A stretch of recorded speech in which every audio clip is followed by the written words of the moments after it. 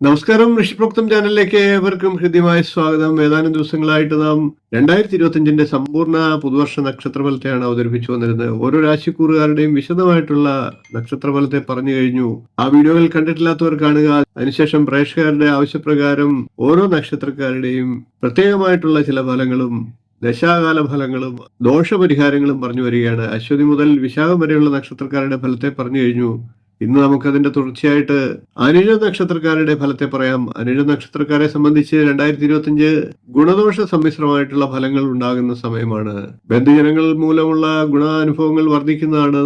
അകന്നു കഴിഞ്ഞിരുന്ന ബന്ധുക്കളൊക്കെ പിണക്കം മാറി അടുത്തു വരുന്ന സാഹചര്യം ഉണ്ടാകും.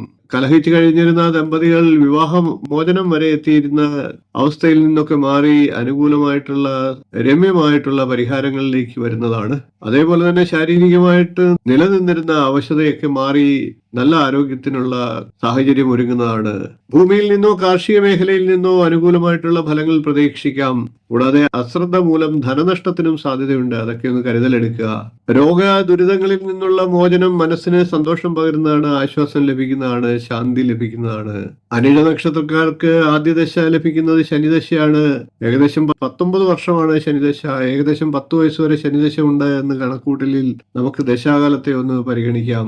ഏകദേശം 27 വയസ്സ് വരെ പിന്നീട് ബുധദശാകാലമായിരിക്കും. ബുധദശാകാലം അനിഴ നക്ഷത്രക്കാരെ സംബന്ധിച്ച് അനുകൂല സമയമാണ്.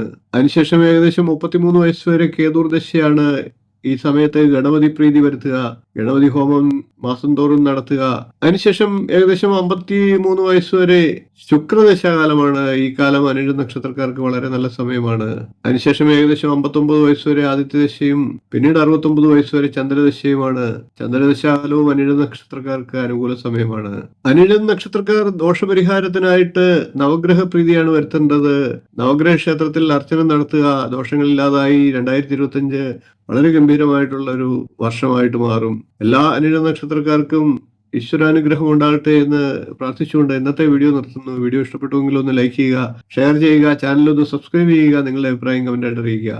അടുത്ത ദിവസങ്ങളിൽ നമുക്ക് മറ്റ് നക്ഷത്രക്കാരുടെ വീഡിയോകളുമായി വീണ്ടും കാണാം. നന്ദി, നമസ്കാരം, ശുഭദിനം.